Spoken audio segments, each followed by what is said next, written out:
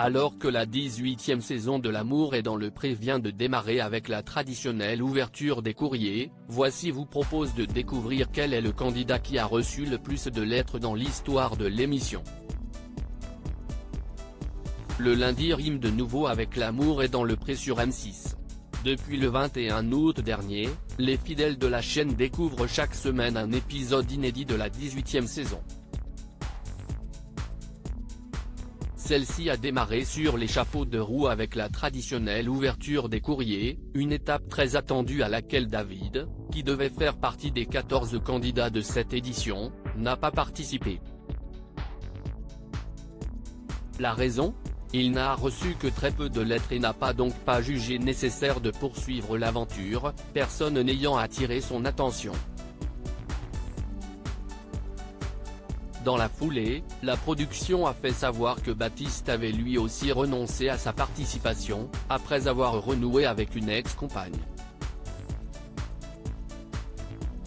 À ces deux désistements, dont le deuxième mis en rogne Karine Le Marchand, s'est ajouté un troisième. CIST arrivé cette année. Très rapidement, un agriculteur s'est rendu compte qu'aucune de ses prétendantes ne lui convenait et il ne voulait pas se prendre la tête à continuer ce séjour, a expliqué à Pure Média Gabriella Mazur, productrice de L'amour est dans le pré. Émeric détient un double record dans l'émission alors que l'ouverture des courriers se poursuivra dans l'épisode de la semaine prochaine, déjà disponible sur Salto. CIST l'occasion de revenir sur les candidats qui ont eu le plus de succès lors de cette étape. Et s'il y a bien un agriculteur qui se démarque des autres dans cette discipline, CIST Émeric, révélé dans la 13e saison de L'amour est dans le pré.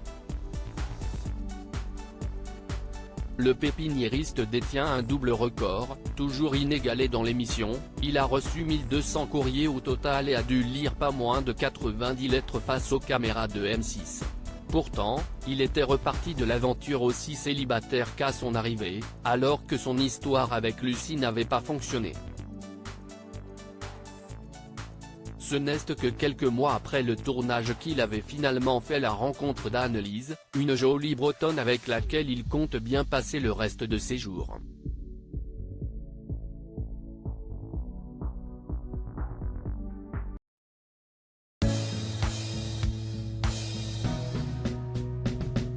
But there's all times through the rough times I think